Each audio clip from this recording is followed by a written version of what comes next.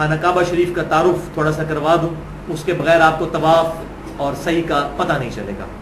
ایک دفعہ درود شریف پڑھ لیجئے۔ اللہم صلی علی محمد وعلی آل محمد کما صلیت علی ابراہیم وعلی آل ابراہیم انک حمید مجید۔ اللہم بارک علی محمد وعلی آل محمد کما بارکت علی ابراہیم وعلی آل ابراہیم انک حمید مجید۔ بھائیو، اب حرم کا ذرا تعارف ہو جائے۔ خانہ کعبہ جو ہم اپنی ویڈیوز میں انٹرنیٹ کے ذریعے یا سعودی عرب کے چینل کے ذریعے ایک گھر دیکھتے ہیں جس پہ کالا غلاف چڑھا ہوا ہوتا ہے، اسے ہم کہتے ہیں خانہ کعبہ اپنی لینگویج کے اندر۔ اور وہ پوری مسجد جو ہے مسجد الحرام ہے، یعنی حرمت والی جگہ ہے، وہاں پر حرام کام کرنا بہت بڑا گناہ ہے۔ اس کا تعارف سن لیتے ہیں۔ خانہ کعبہ شریف بھائیو بیسیکلی ریکٹینگولر شیپ میں ہے، مستطیل ہے، اور اگر حتیم کو بیچ میں شامل کیا جائے تو پرفیکٹ مستطیل بن جائے، لیکن اس وقت بھی اگرچہ حتیم باہر ہے لیکن پھر بھی یہ ریکٹینگولر شیپ میں ہے خانہ کعبہ شریف۔ اگر انڈیا، پاکستان اور بنگلہ دیش کی طرف سے خانہ کعبہ کو دیکھا جائے تو سب سے امپورٹنٹ حصہ خانہ کعبہ شریف کا وہ ان علاقوں کی طرف، مشرق کی طرف ہے، اور اس کے تمام اہم جگہیں ادھر سے نظر آ رہی ہوتی ہیں۔ یہ ریکٹینگولر شیپ میں خانہ کعبہ شریف، اس کا جو یہ والا کارنر ہے، اس کارنر پہ ہے حجر اسود جو جنتی پتھر ہے، اس کا تعارف بھی میں بعد میں کروا دوں گا۔ اس کے ساتھ ہی تھوڑے سے فاصلے پر خانہ کعبے کا دروازہ ہے، اور یہ کونا تو ہو گیا حجر اسود والا۔ یہ جو دوسرا کونا ہے ریکٹینگل کا، اس کو کہتے ہیں رکن عراقی، یعنی یہ جو کونا ہے عراق کی طرف ہے۔ اسی طریقے سے اس کے بالکل ڈائیگنلی اپوزٹ جو ہے وہ ہے رکن یمانی، یہ کارنر یمن کی طرف ہے، اس لیے اسے رکن یمانی کہتے ہیں۔ اور حجر اسود کے ڈائیگنلی اپوزٹ جو رکن ہے اس کو رکن شامی کہتے ہیں، یہ کارنر شام کی طرف ہے۔ یہ یاد رکھنا ضروری نہیں ہے، لیکن میں صرف سمجھانے کے لیے یہ بات کر رہا ہوں۔ اسی طریقے سے رکن عراقی سے لے کر رکن شامی تک ایک چھوٹی سی دیوار سائیڈ میں سیمی سرکولر نظر آئے گی، اس کو ہم کہتے ہیں حتیم، اور یہ خانہ کعبے کا حصہ ہے۔ صحیح بخاری میں موجود ہے کہ مشرکین عرب جو ہیں وہ اپنے پاکیزہ مال کے ذریعے بیت اللہ شریف کی تعمیر کرنے لگے، تو ان کا مال ختم ہو گیا، تو انہوں نے خانہ کعبہ شریف کو تھوڑا سا بنایا، یہ جو کمرہ سا بنایا، اور باقی حصے میں چھوٹی سی دیوار بنا کے اس کو چھوڑ دیا، اگرچہ وہ خانہ کعبہ شریف کا حصہ ہے۔ اور بخاری اور مسلم کی حدیث ہے، اے عائشہ، اگر مجھے تیری قوم کا خیال نہ ہوتا کہ یہ نئے نئے جاہلیت سے پھرے ہیں تو میں حتیم کو بھی خانہ کعبے میں داخل کر دیتا، لیکن فتنے کے ڈر سے نہیں کرتا، اور وہ اللہ کی طرف سے ہمارے لیے رحمت ہوئی۔ آج تک حتیم خانہ کعبے سے باہر ہے، لیکن اس کے اندر نماز پڑھنا گویا خانہ کعبہ کے اندر نماز پڑھنا ہے۔ اور اسی کے اندر اوپر آپ دیکھیں گے پرنالا بہت بڑا سا نظر آئے گا، اسے مزاب رحمت کہتے ہیں، یعنی خانہ کعبے کی چھت کا پانی حتیم کے اوپر گرتا ہے، تو حتیم میں کھڑے ہو کر نماز پڑھی گویا کہ آپ نے خانہ کعبہ کے اندر پڑھی، اور آسانی سے بندہ پہنچ جاتا ہے۔ اسی طریقے سے یہ جو دیوار ہے جس کے ایک کونے پہ حجر اسود اور دوسرے پہ رکن عراقی ہے، اسی میں رکن عراقی کے پاس ہی تھوڑا سا پیچھے ہٹ کر مقام ابراہیم ہے، یلو کلر کی جالی، اور اس کے اندر وہ پتھر جس پہ ابراہیم علیہ السلام کے پاؤں مبارک کے نشان اب بھی موجود ہیں، اللہ تعالیٰ کی طرف سے معجزانہ طور پر، جس پہ کھڑے ہو کر انہوں نے خانہ کعبہ کی تعمیر کی تھی، جس کا ذکر قرآن میں ہے وَاتَّخِذُوا مِن مَّقَامِ إِبْرَاهِيمَ مُصَلًّى، اے نبی صلی اللہ علیہ وسلم ابراہیم علیہ السلام کے کھڑے ہونے کی جگہ کو اپنا مصلی بنا لو۔ اسی طریقے سے یہ حجر اسود اور رکن یمانی، اس کے درمیان جو دیوار ہے اسے کہتے ہیں مستجاب، دعاؤں کی قبولیت کی جگہ۔ 70 انبیاء کا مصلی رہا ہے۔ اس دیوار کے سامنے اگر نماز پڑھی جائے تو آپ کا رخ بیت المقدس اور خانہ کعبہ دونوں کی طرف ہو جاتا ہے۔ اسی لیے آپ صلی اللہ علیہ وسلم مدینہ شریف ہجرت سے پہلے یہیں پر کھڑے ہو کر نماز پڑھتے تھے تاکہ دونوں قبلے کی طرف منہ ہو جائے، لیکن پھر بعد میں حکم نازل ہوا کہ آپ بیت المقدس کی بجائے آپ خانہ کعبہ شریف کی طرف جب آرڈر ہوا ہے تو وَاتَّخِذُوا مِن مَّقَامِ إِبْرَاهِيمَ مُصَلًّى، وہاں پر کھڑے ہوں تاکہ یہ بات کنفرم ہو جائے کہ اب قیامت تک کے لیے مسلمانوں کا قبلہ خانہ کعبہ شریف ہے۔ حجر اسود اور اس کے خانہ کعبہ کا جو دروازہ ہے اس کے درمیان یہ تھوڑی سی جو جگہ ہے اسے کہتے ہیں ملتزم. تو یہ سارے کے سارا خانہ کعبہ کے اعتبار سے تعارف ہو گیا. اور یہ خانہ کعبہ کی جو بلڈنگ ہے تقریباً 55 فٹ اونچی ہے, بہت اونچی ہے, 55 فٹ. اور اگر آپ باہر سے دیکھیں تو باہر کی جو سڑکیں ہیں وہ اس سے بھی اونچی ہیں, کیونکہ خانہ کعبہ بیسیکلی ایک وادی ہے, اس کی ساری طرف چٹیل پہاڑ ہے پتھروں کے, یہ کوئی میدانی علاقہ نہیں. 12 کے قریب ٹنلز تو خانہ کعبہ شریف کے ارد گرد مکے کے اندر کتنی ٹنلز ہیں جس کے اندر وہ راستے بنائے گئے ہیں. تو یہ پوری ایک وادی تھی, اسی لیے آپ اگر پرانی تصاویر دیکھیں تو اس میں ملتا ہے کہ جب بھی بارش ہوتی تھی تو یہاں پر پانی کھڑا ہو جاتا تھا. اب بہرحال اب چونکہ ایڈوانس دور ہے وہاں پر موٹرز وغیرہ لگا کے پانی کو ریموو کر لیا جاتا ہے, وہاں پر اب جمع نہیں ہوتے. اسی طریقے سے بھائیوں آپ جب حجر اسود والے کارنر سے تھوڑا سا پیچھے ہٹتے ہیں تو وہاں پر صفا آ جاتا ہے, اور صفا سے تقریباً 0.5 کلومیٹر دوسری طرف مروہ ہے. تو یہ اگر پاکستان کی طرف سے دیکھا جائے ایریل ویو تو یہ پی بنتی ہے, پی انگلش کا ورڈ جو ہے پی, جس میں یہ بیت الحرام کی مسجد اور یہ ساتھ 0.5 کلومیٹر صفا اور مروہ. اسی طریقے سے مقام ابراہیم سے جب تھوڑا سا پیچھے آئے تو وہاں پر زمزم کے کولر لگے ہوئے ہیں یہاں پر, جو وہاں سے زمزم پینا وہاں پر کھڑے ہو کر سنت ہے. پہلے یہاں پر سیڑھیاں بھی تھیں, جب میں گیا تھا 2002 میں اس وقت تو سیڑھیاں موجود تھیں, نیچے تک کنویں تک جاتے تھے. اب انہوں نے وہ کور کر دی ہے, وہ مطاف کو انہوں نے بڑا کرنے کے لیے. تو یہ جو پورا ایریا جس میں ہم طواف کرتے ہیں اس کو ہم کہتے ہیں مطاف, طواف کرنے کی جگہ. اسی خانہ کعبہ کے گرد آپ نے اینٹی کلاک وائز طواف کرنا ہوتا ہے, اپنا بایاں کندھا خانہ کعبہ شریف کی طرف کر کے, اور حجر اسود سے شروع کرنا ہوتا ہے. وہ آپ ڈیٹیل میں آپ کو 20 سٹیپس میں عمرے کا طریقہ سٹیپ وائز بتا دیتا ہوں, پھر ہمارا یہ آج کا لیکچر مکمل ہو جائے گا انشاءاللہ. باقی گفتگو ہم انشاءاللہ تیسرا حصہ اگلی دفعہ ڈسکس کریں گے.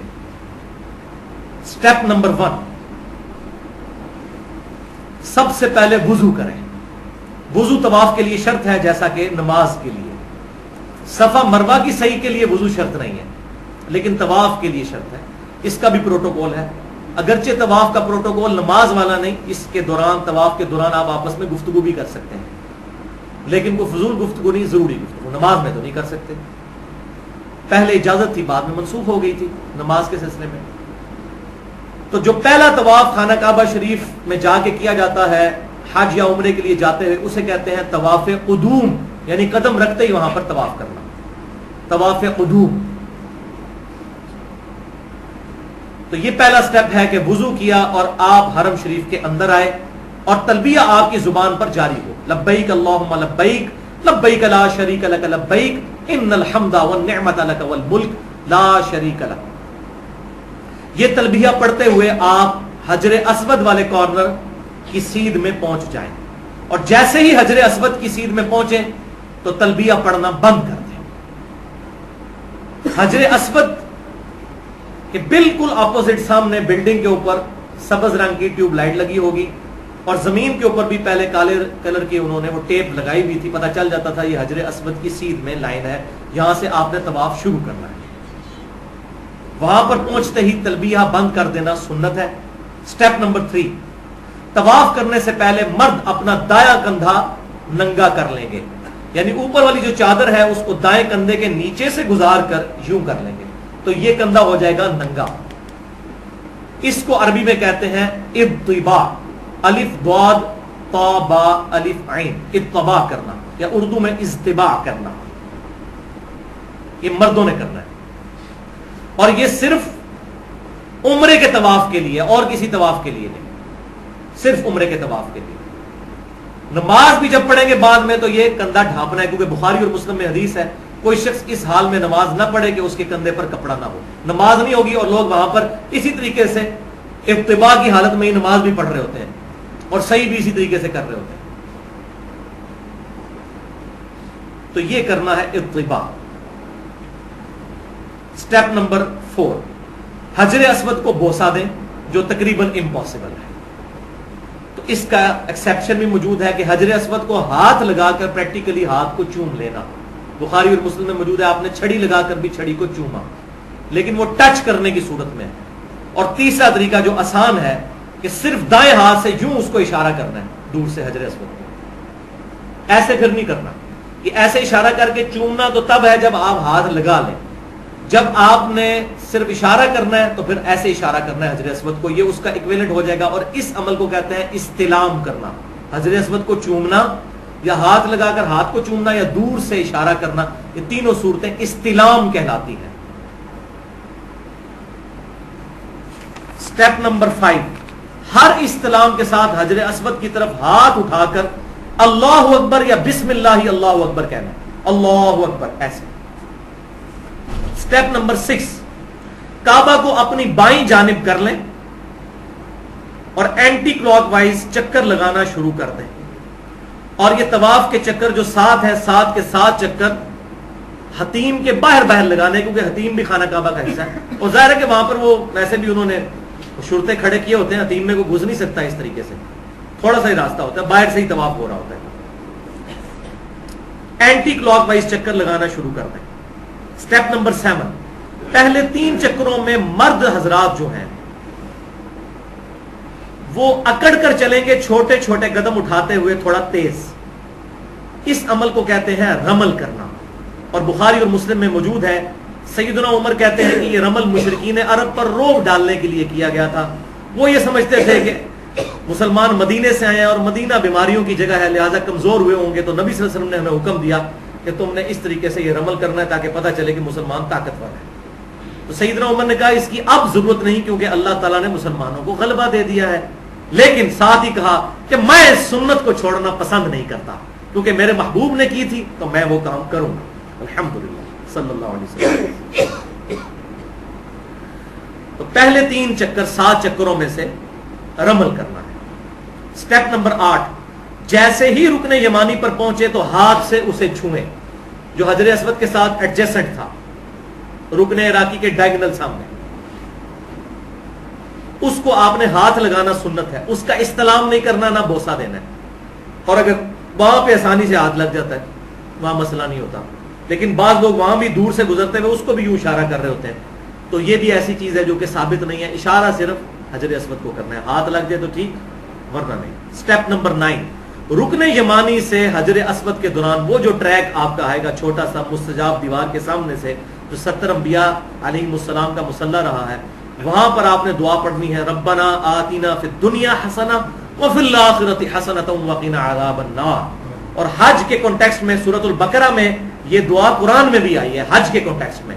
اور سنن نبی داؤد میں انٹرنیشنل نمبر کے مطابق 1892 نمبر حدیث ہے کہ آپ صلی اللہ علیہ وسلم یہ دعا پڑھتے تھے. بعض لوگوں نے اس کے آگے بھی ایڈ کر لیا ہے وادخلنا الجنۃ مع الابرار یا عزیز و یا غفار. یہ کہیں موجود نہیں ہے، یہ اسی طریقے سے ہے واقعنا عذاب القبری واقعنا عذاب الحشری، اپنی طرف سے چیزیں ایڈ کی ہوئی ہیں. تو یہ بس اتنی دعا ہے جو قرآن میں آئی. کسی چکر کی بھائیوں کوئی دعا الگ سے ثابت نہیں ہے، بغیر پروٹوکول کے آپ کا جو دل چاہے ذکر کریں. یہ جو چکروں کی دعائیں لکھی ہوئی ہیں یہ علماء نے اپنی طرف سے بنا بنا کے لکھی ہیں، وہ مانتے ہیں کہ سنت نہیں ہے تو ہم اس کے پابند تو نہیں. اور اگر چکر کے دوران شک پڑ جائے کہ 3 کیے یا 4 تو کم کی طرف رجحان کریں کہ یار 3 کیے ہیں. زیادہ ہو جائیں گے تو مسئلہ نہیں ہوگا، کم ہو گئے تو طواف مکمل نہیں ہوگا، 7 چکر مکمل نہیں ہوئے تو.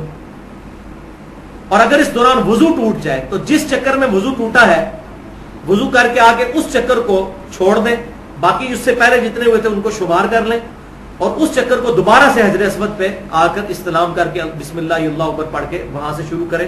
پرانے 2 یا 3 ہو چکے ان کو شمار کر لیا جائے گا، اور جو باقی رہ گئے ان کو پھر پورا کریں گے. سنت اذکار کر سکتے ہیں، لیکن وہاں پر کیا ہوتا ہے لوگ موبائل فون سن رہے ہوتے ہیں، اتنے موبائل بجتے ہیں طواف کرتے کہ بندہ پریشان ہو جاتا ہے کہ لوگ اتنی دور سے یہ کام کرنے کے لیے آئے، کون سی اتنی ضروری بات ہے جو کرنی ہے بھی ضروری ہے. موبائل اس دوران بھی بند نہیں کرتے. اب چکروں کی تعداد کو آسانی سے یاد رکھنے کے لیے سنت اذکار اپنے اوپر خود کوئی آپ کر لیں جو سنت سے ثابت ہے.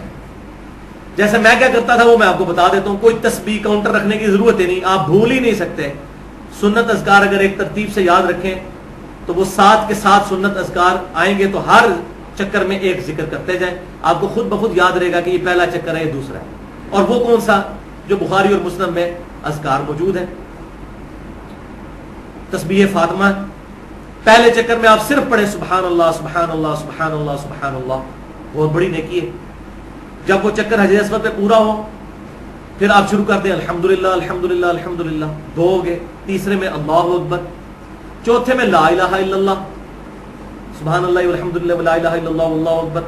تو اس میں لا الہ الا اللہ، اس میں پھر لا حول ولا قوت الا باللہ بھی آتا ہے. یہ صحیح بخاری میں ہے کہ آپ صلی اللہ علیہ وسلم کا تہجد کے وقت یہ ذکر ہوتا تھا سبحان اللہ والحمدللہ ولا الہ الا اللہ واللہ اکبر ولا حول ولا قوت الا باللہ العلی العظیم. صحیح مسلم میں موجود ہے کہ اللہ تعالیٰ کو 4 کلمات بہت پسند ہیں، سبحان اللہ والحمدللہ ولا الہ الا اللہ واللہ اکبر. چوتھے میں لا الہ الا اللہ پڑھ لیا. ٹھیک ہے جی. اسی طریقے سے 5ویں چکر میں لا حول ولا قوت الا باللہ.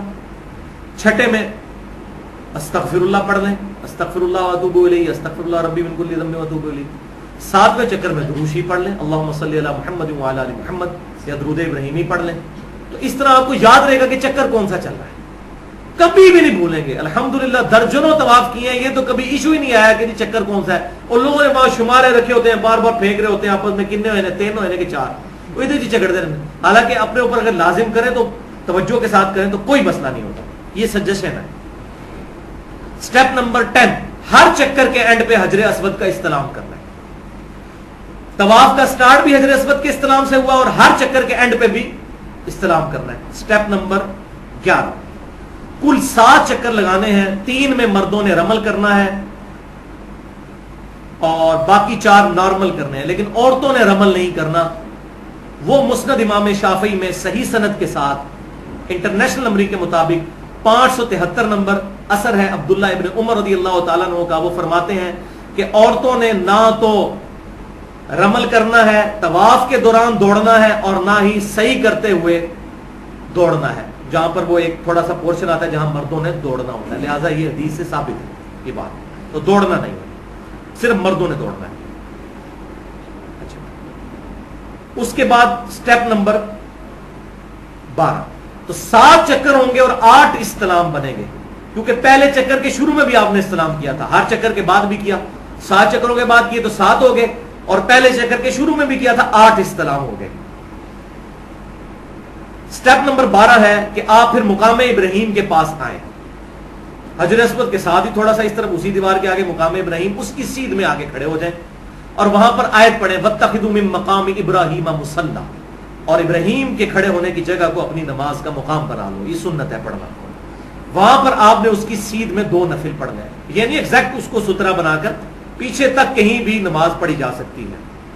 اور اس میں صحیح مسلم میں موجود ہے کہ آپ صلی اللہ علیہ وسلم نے پہلی رکعت میں قل یا ایھا الکافرون اور دوسری میں قل ھو اللہ احد، یہ 2 سورتیں پڑھی تھی.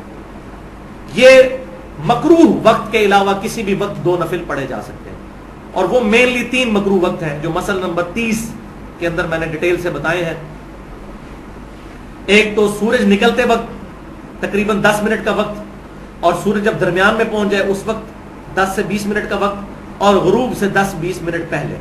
یہ 3 اوقات ہیں. ان کے علاوہ جتنے بھی اوقات ہیں ان میں طواف کے نفل پڑھے جا سکتے ہیں. یہ طواف کے آپ نے نفل پڑھے تو اب آپ کا طواف مکمل ہو گیا. اس کے بعد جتنے طواف آپ نے عام کپڑوں میں بھی کرنے ہیں ان کا طریقہ یہی ہوگا، لیکن اس میں تو احرام والا ہے، ابھی اس کا باقی حصہ وہ آگے باقی ہے. تو سادہ کپڑوں میں جو طواف کریں گے اس میں مرد رمل نہیں کریں گے، وہ عام حالت میں ہی طواف ہوگا. رمل صرف احرام کی حالت میں ہے. ایک بات مجھ سے سکپ ہو گئی، میں یہاں پر بتا دیتا ہوں کہ بعض لوگ یہ سمجھتے ہیں کہ حج اور عمرے کے دوران مسجد حرام کے اندر جو لوگ نماز پڑھ رہے ہیں اس نمازی کے آگے سے گزر سکتے ہیں، اور خصوصاً یہ تماشا لگتا ہے مقام ابراہیم پہ جہاں پہ اتنے لوگ نوافل پڑھ رہے ہوتے ہیں، تو لوگ ان کے آگے سے بے دھڑک گزر جاتے ہیں کہ کوئی گناہ نہیں ہے. بھائیو، وہاں بھی اسی طریقے سے بلکہ اس سے بڑا گناہ ہے نمازی کے آگے سے گزرنا. صحیح بخاری میں حدیث ہے، اگر لوگ اس گناہ کو جان لیتے تو 40 تک انتظار کرتے. راوی کہتے ہیں مجھے یاد نہیں کہ آپ صلی اللہ علیہ وسلم نے 40 دن فرمایا یا 40 سال فرمایا یا 40 مہینے. 40 دن بھی ہو تو بہت زیادہ ہے. اگر گناہ جان لیتے تو 40 دن بھی انتظار کرتے ہیں لیکن نمازی کے آگے سے نہ گزرتے. تو اس کا بڑا آسان حل جو میں آپ کو تجویز کرتا ہوں، زبانی تو سارے باتیں کرتے ہیں، اس کا سمپل سولوشن یہ ہے کہ ظاہر ہے اکیلا تو کوئی حج عمرے کے لیے نہیں جاتا، یا بیوی ساتھ ہوتی ہے یا دوست وغیرہ ساتھ ہوتے ہیں. تو ہم تو اس طرح بھائی کرتے تھے کہ پہلے جو ہے وہ میں خود سترا بن کے سامنے بیٹھ جاتا تھا اور بیوی کو کہتا تھا میرے پیچھے کھڑے ہو کر نفل پڑھ لو. اب سترا ہے, کوئی آگے سے گزرتا بھی رہے تو خیر ہے, سترا ہوگا تو سترا کم از کم جو ہے وہ 1.5 فٹ ہونا چاہیے, 1 ہاتھ کے برابر. اس کے بعد جب وہ نفل پڑھ لیتی تھی, وہ میرے سامنے آ کے بیٹھ جاتی تھی, تو میں اس کے پیچھے 2 نفل پڑھ لیتا تھا. اس طریقے سے ہم خود اپنا سترا بنا لیتے تھے.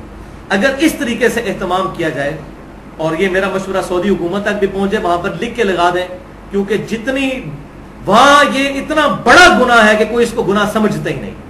ایک تو میں نے یہ بتایا نا کہ بے حیائی کے معاملے میں اور موبائل فون کے اعتبار سے, اور یہ اتنا بڑا گناہ سب لوگ کرتے ہیں, کوئی کسی کو نہیں سمجھاتا. لوگ فخریہ نمازیوں کے آگے سے گزرتے ہیں اور سمجھتے ہیں کہ یہاں تو کوئی گناہ نہیں ہے, تو مجبوری ہے. ایسا نہیں. ایک صورت میں نمازی کے آگے سے گزر سکتے ہیں, جب جماعت کے ساتھ نماز ہو رہی ہو, اس میں صرف امام کے آگے سترا ہو تو وہ کافی ہے. عام نمازی کے آگے سے گزر جائے گناہ گار نہیں ہوتا. لیکن جب کوئی جماعت کے ساتھ نماز نہیں پڑھ رہا, تو اب ہر بندے کے آگے اپنا سترا الگ سے ہونا ضروری ہے. تو یہ میں نے سترے والا مسئلہ بھی اس حوالے سے کلیئر کر دیا. سٹیپ نمبر 13, 2 نوافل کے بعد مقام ابراہیم کی سیدھ میں بالکل پیچھے چلے جائیں, وہاں پر زمزم کے کولر لگے ہیں, ان سے آپ نے زمزم قبلہ رخ کھڑے ہو کر پینا ہے. یہ سنت ہے. سٹیپ نمبر 14, پھر دوبارہ آپ حجر اسود پہ آئیں گے اور پھر استلام کریں گے. یہ 9واں استلام ہوگا. اس کے بعد آپ نے صفا کی طرف جانا ہے. لیکن اس میں ایک سٹیپ بعض لوگ کرتے ہیں, وہ ہے ملتزم پر چمٹ کر دعا کرنا. ملتزم کہتے ہیں حجر اسود اور دروازے کے درمیان جو تھوڑا سا ٹکڑا ہے, اس پہ چمٹ کے دعا کی جاتی ہے. ضعیف روایتیں اس میں ملتی ہیں. ایک ہی مین اس کی سب سے مضبوط روایت جس کو بنیاد بنایا جاتا ہے, لیکن وہ بھی پکی ضعیف ہے, سنن ابی داؤد میں انٹرنیشنل نمبرنگ کے مطابق 1899 اور سنن ابن ماجہ میں 2962 ہے. لیکن اس میں ایک تبع تابعی ہے راوی مثنى ابن الصباح المتوفى 149 ہجری. یہ ضعیف بلکہ متروک راوی تھے, ایسے راوی کے جن سے حدیث لینا محدثین نے چھوڑ دی تھی, اور یہ آخری وقت میں اختلاط کا شکار بھی ہو گئے تھے, ان کا حافظہ بھی بگڑ گیا تھا. لہذا شیخ البانی نے اس حدیث کو جو حسن کہا, وہ انہوں نے فارمولہ لگایا ضعیف جمع ضعیف برابر ہے حسن.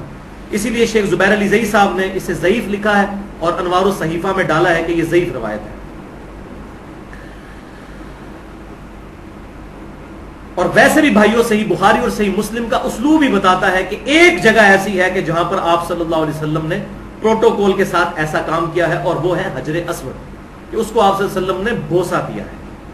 بخاری اور مسلم کی متفق علیہ حدیث ہے. صحیح بخاری میں انٹرنیشنل نمبرنگ کے مطابق 1597 اور صحیح مسلم میں 3070 کہ سیدنا عمر رضی اللہ تعالیٰ عنہ حجر اسود کے پاس آئے, اس کو بوسہ دیتے ہوئے ارشاد فرمایا, اے حجر اسود, تو ایک پتھر ہی تو ہے, نہ کسی کو نفع دے سکتا ہے نہ نقصان. اگر میں اپنے محبوب صلی اللہ علیہ وسلم کو نہ دیکھتا کہ وہ تجھے چوم رہے تھے, تو میں تجھے چومتا بھی نہ. تو حجر اسود کا اگر یہ سٹیٹس ہے, تو ملتزم اور رکن یمانی وہ کہاں پر کس لیول پہ آئیں گے؟ تو حجر اسود جو ہے, اس کے ساتھ بعض لوگوں نے جوڑ دیا کہ سیدنا علی نے سیدنا عمر سے کہا کہ نہیں, یہ نفع بھی دیتا ہے اور نقصان بھی دیتا ہے. یہ روایت کہیں پر نہیں لکھی ہوئی. بخاری اور مسلم کا میں نے نمبر بتا دیا, خود کھول کے دیکھ لیں, روایت اتنی ہے. لیکن یہ بات درست ہے, جامعہ ترمذی اور سنن ابی داؤد میں, سنن ابن ماجہ میں, ترمذی میں 961 نمبر, ابن ماجہ میں 2944, کہ نبی صلی اللہ علیہ وسلم نے فرمایا, اللہ تعالیٰ قیامت والے دن حجر اسود کو 2 آنکھیں اور 1 زبان دے گا جس سے وہ بولے گا, اور ان لوگوں کے حق میں گواہی دے گا جس نے اس کو چوما ہوگا. وہ تو ہر نماز پڑھنے والی جگہ بھی گواہی دے گی. ہم یہاں پر درس قرآن سن رہے ہیں, یہ جگہ بھی گواہی دے گی. بوسہ ضرور دیں حجر اسود کو, اس میں کوئی شک نہیں ہے کہ بہت اہم ترین پتھر ہے. لیکن لیکن لیکن اب یہ کڑوی بات ہے, بہت کڑوی بات, کہ جو بے حیائی کا طوفان بدتمیزی حجر اسود کے پاس ہوتا ہے, یقین کریں ولیعوذ باللہ تعالی, مردوں اور عورتوں کا اختلاط وہاں دیکھنے میں ملتا ہے.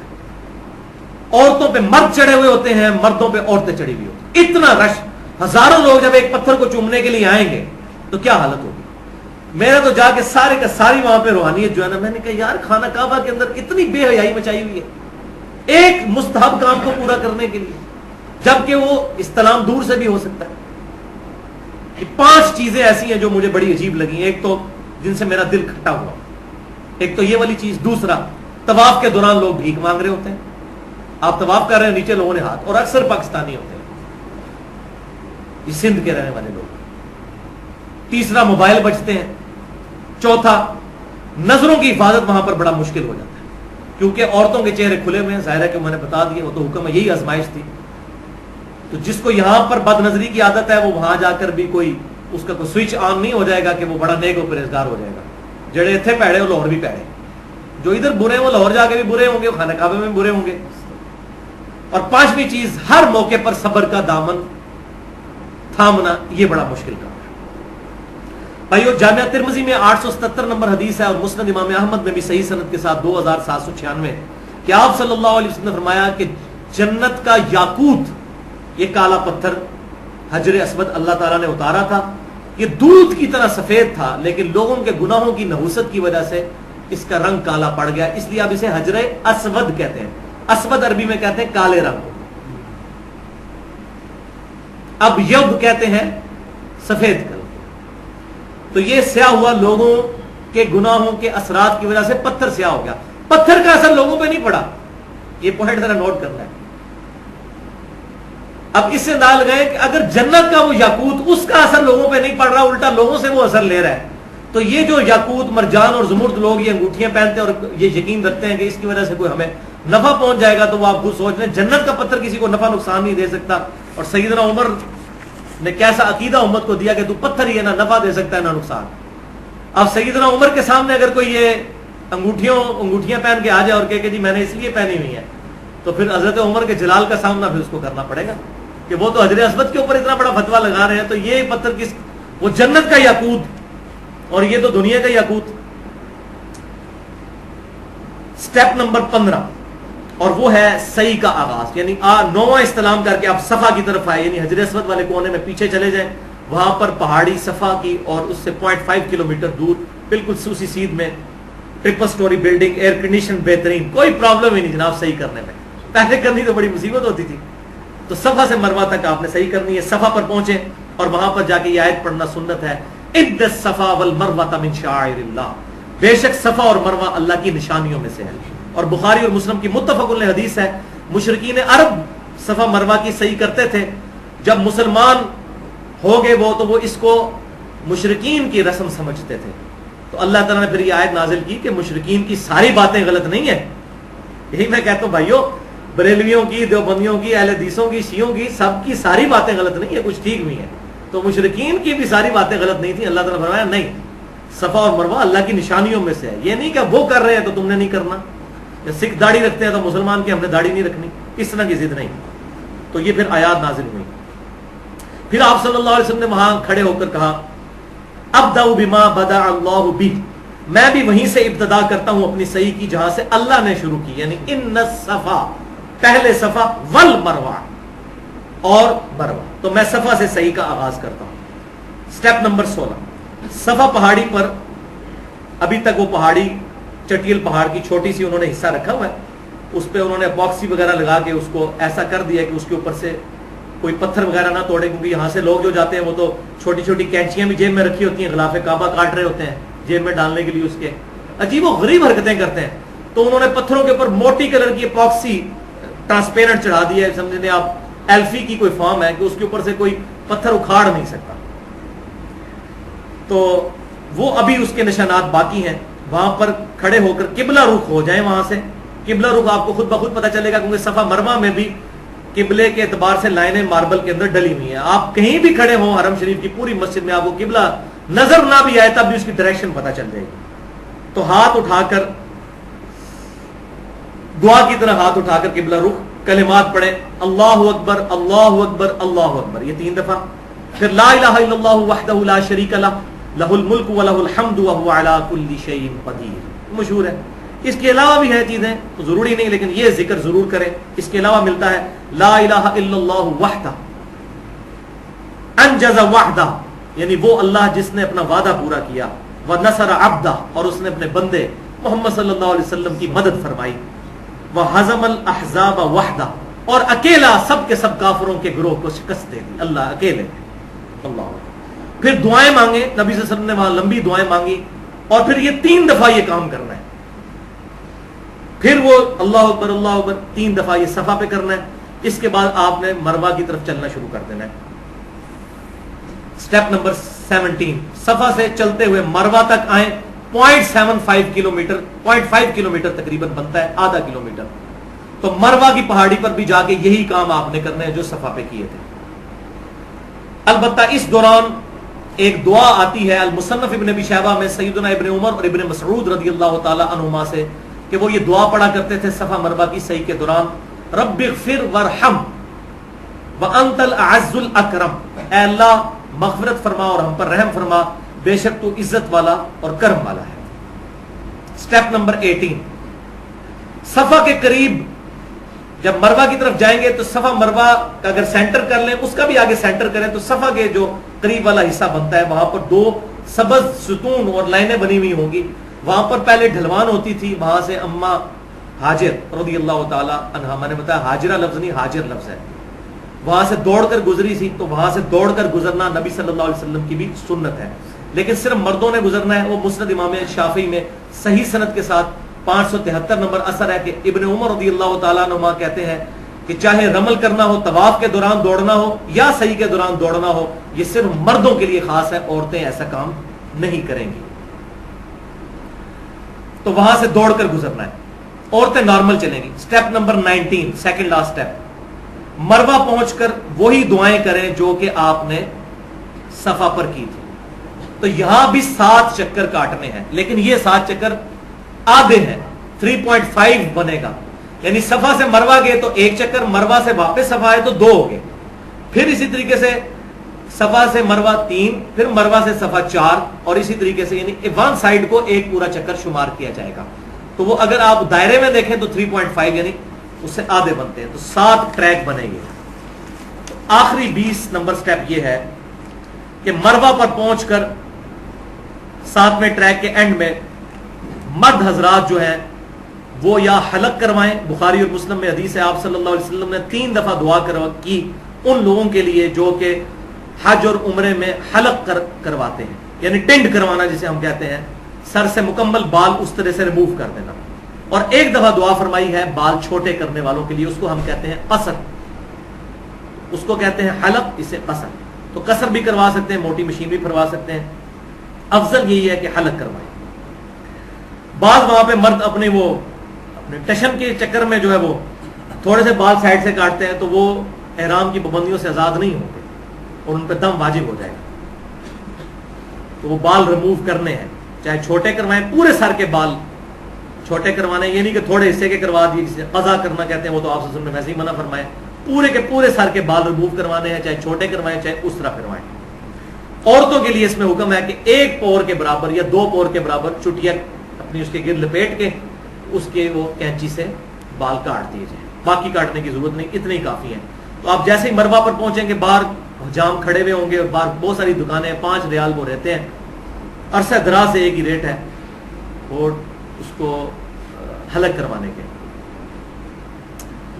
الحمدللہ اب آپ احرام کی پابندیوں سے آزاد ہو جائیں گے جیسے ہی بال کٹوائیں گے یا اس طرح بھروا دیں گے. اچھا بال کٹوائیں گے تو 10 ریال لیتے ہیں، اور اگر اس طرح بھروائیں تو 5 ریال لیتے ہیں، کیونکہ وہ آسان کام ہے. تو اور افضل بھی وہی ہے. اب یہ آپ کا مکمل ہو گیا عمرہ. اب سکون سے کمرے میں جا کر چادریں کھولیں، غسل کریں اور نارمل کپڑے پہن لیں، تو آپ کا یہ مکمل عمرہ الحمدللہ ادا ہو گیا. یہاں پر 2-3 باتیں میں اینڈ میں بتا دوں. بعض لوگوں میں یہ عقیدہ ہے کہ جو عمرہ کر لے اس پہ حج کرنا فرض ہو جاتا ہے. یہ 100% جھوٹ ہے. فرض تو ہے ہی حج، عمرہ تو ہے ہی نہیں. اور حج اس پہ فرض ہے جس کی استطاعت ہے.